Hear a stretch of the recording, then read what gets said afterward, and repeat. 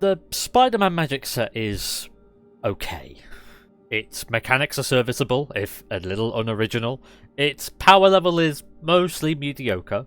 On a pure gameplay level, it's just another set. And that's okay.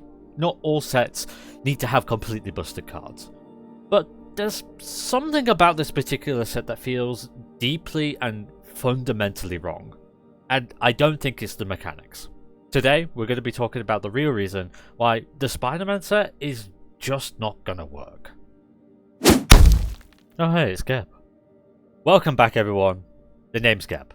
With the spoiler season now at the end, and the Omen Pass cards have been revealed, there's been a lot of discourse from creators and from communities that this set, at least the Spider-Man one, not the online Omen Pass one, is going to be a mess. And I agree. I feel like the set is a massive missed opportunity, and while creators like the Professor and MTG Goldfish have touched upon the fact that the design of the mechanics doesn't line up with the artistic vision of the cards, and I do agree with them, this set feels very similar to the way that the Assassin's Creed set came out. I feel like this is one part of a larger, more fundamental problem with the set. Before we dive in, however, I want to just throw out a few disclaimers. Firstly, this is just my opinion. If you like Spider-Man and you like the Spider-Man set, you're not just allowed to enjoy the set, I encourage you to. I just want to be honest with how I feel about the set and how it will affect the presentation and the way that I play Magic. Second, this isn't hate on the Universes Beyond as a whole. While I appreciate the older players of Magic wanting to keep the integrity and the core feel of Magic the same, I truly think that Universes Beyond is a great way for Wizards to explore mechanics and card design through a lens of story that they don't get to do normally. And it also brings in a lot of new players. We've seen some massive successes with Doctor Who, Fallout and Final Fantasy, and from what I've seen already, the Avatar set is going to be shaping up to be a big hit. My problem isn't with Universes Beyond, it's with this specific Universes Beyond set. And lastly, yes, I will be referencing some of the artists in this video, but as I am critiquing them, please do not use this as an excuse to harass the artists. If not for me, do it for Fleam. Spread the word of Fleam. All hail Fleam. So, with all that out of the way, let's look at the core problem, which is twofold. First, it's that it feels rushed, but we'll get onto that later on in the video. But the major issue is that this set feels botched. It's like it's stuck between a no man's land of being a fully fledged expansion and a niche product like a mini set, and it then fails to fully commit to either. Just a quick pause. In this next section, by no means this is me bashing on the artists. They are fantastic at their craft. I am simply using some of their card art as an example to illustrate why this set was rushed. Back to the video. Let's break down why. First, the art itself. Now, there are some genuinely fantastic pieces of card art in this set. Gwenom, stunning. Carnage, absolutely amazing. Mysterio, perfectly captures the aesthetic of the villain. And I'm not saying that every card in a set needs to be an absolute banger, but for every one of those great looking cards in this set, we get ones which are either generic or, worse still, totally inconsistent with Magic's overall aesthetic and quality that we have come to expect. Firstly, let's look at the generic cards. Passenger Ferry, Hot Dog Cart, City Pigeon, which ironically, the City Pigeon is one of the better pieces of card art in this set. But really, did we really need to include this? I get that they meant to be nods to New York City, the main city that Peter Parker is in, but it honestly feels really uninspired. Even filler commons from other sets, Universes Beyond or not, have far more flair than this, which lends to the fact that this set just kind of feels just a little rushed. And then we get to the cards which I have quite a lot of gripes with. First, we have Mary Jane Watson. At first, I couldn't quite put my finger on it, so I showed this card to some of my artist friends, and they all pointed out a wide variety of flaws. The colours don't quite gel well together, like you literally have a man who is green in the background. There's another guy who seems to be floating with a newspaper, and the whole thing just feels like there's a veneer of plastic just draped over it. I know this is a fictional character, but the art itself just feels like a caricature and not an actual representation of what the character actually is. But that's just one card, Geb. Well, that's not even the worst offender. Take a look at Spider UK. What is that flag doing? Why is it elongated? Why is it draped like that? But not only that, if you take a close look on the buildings on the left side in the background of the art, which all of this is designed in perspective in terms of the background, the buildings don't even align with the street that they are on. And I'm not even going to comment on the bulbous bus that's on the bottom of this card art. And no, this isn't AI, don't jump to that conclusion, there's plenty of proof, I'll link it in the description.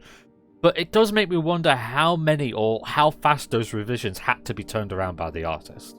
But the most egregious card I feel is Gwen Stacy. This is meant to be one of the main poster children of the set, and the background is nice. It fits the style and colours of Gwen, it's really creative, but what is going on with that face? Is she 16 or 60? Well, maybe the artists are new, or maybe they're not comfortable with the new cartoony or comic style. Well, again, no. Mary Jane Watson was drawn by Steve Argyle. He has been drawing for Magic the Gathering for nearly 20 plus years. And, you know, he's the guy who drew the original Liliana of the Veil and Chandra Ablaze. Spider UK was drawn by Alan Morris, who he's a bit more of a recent artist to Magic the Gathering, but he still made cards like Sun Pearl Kirin and Adventurers in, both really well done cards. And Gwen was made by Victor Adame Minguez. I apologise if I butchered the name there. But this is the person who, in my opinion, has made one of the best card arts in the entire game, and that being Atraxa. This person making Atraxa also made Gwen Stacy.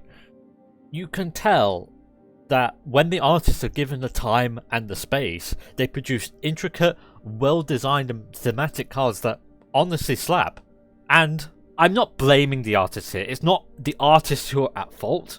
It's more that it genuinely feels that the set itself and the direction that it was going in just felt absolutely rushed. But even without the rush, the artistic styles just feel all over the place. When you consider just the base card art, some of the card art commits to the same core MTG Magic the Gathering styling. See the Soulstone, Swarm being of bees, and as funny as the card is, even Jane Jerma Jameson follows this art style. But then we also have slicker card art, which is more reminiscent of the modern Spider-Man comics. So like Masked Meower, Sudden Strike, so on and so forth. There are many cards which have the same slick style. But then we also have cards which are more reminiscent of the old comic book style. Namely, Cosmic Spider-Man, Spider-Man No More, and Maximum Carnage.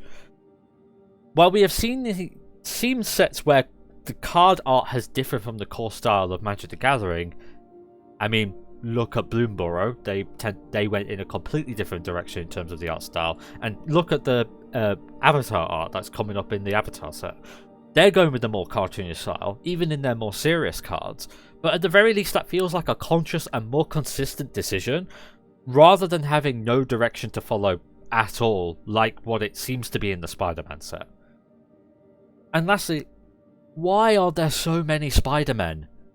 Do we really feel the need to have 30 different variants of Spider-Man in this set? Do people really care if Spider UK is in this set or not? I'd wager no. I mean, I'm from the UK.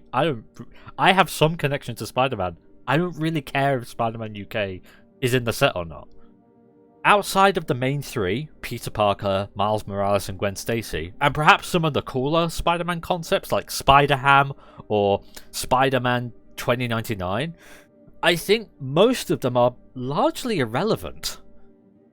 As the professor said, even if you are a Spider-Man fan, is it really better to get a pile of different variants rather than to tell a story that follows one or at most just a few Spider-Men?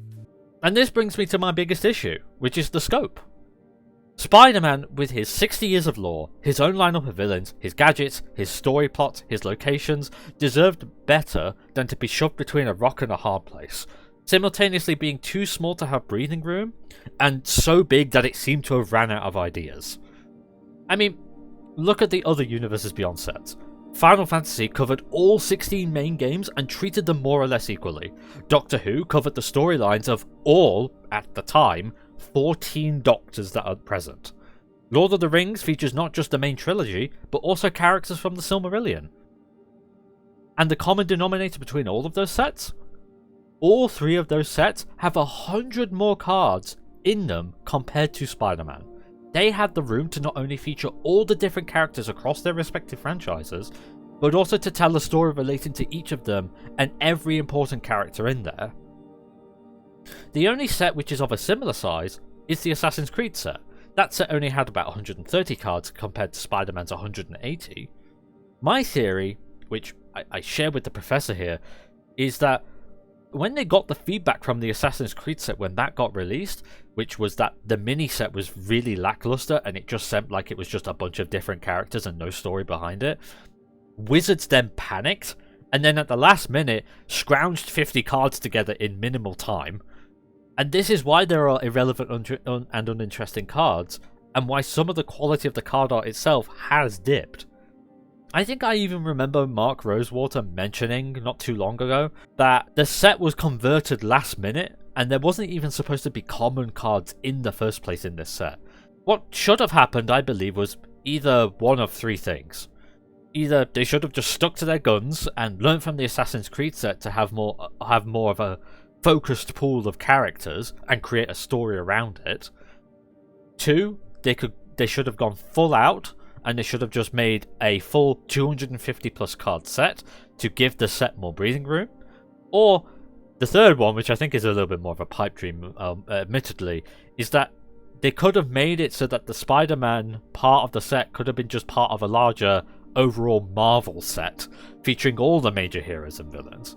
Though I appreciate that this solution would never really be on the table given the licensing agreements. Either way, they should have just committed one way or another and not done a halfway house that fails in both aspects. With all these factors, it's honestly no wonder that the quality dipped with the Spider-Man set. But the worst thing is that this set is still probably going to sell well, just because it has the name Spider-Man and Marvel on it. Which I'm a bit half and half with. On the one hand, it does bring in new players, which is good. I always love to see that. But on the other hand, it's really going to just reward Wizards for a set that it was really an artistic and conceptual misfire. I hope this is a one-off thing, and that this is part of the natural cycle of all game franchises pretty much having hits and misses with their products. But if this is a sign of things to come with Magic, I'm rather worried about the health of the game overall. But what do you think? Am I being too harsh? Do you like the Spider-Man set? Let me know in the comments below. If you found this perspective interesting, leave a like and subscribe. I would be very, very appreciative of that. But otherwise, I'll see you all next time. Bye-bye.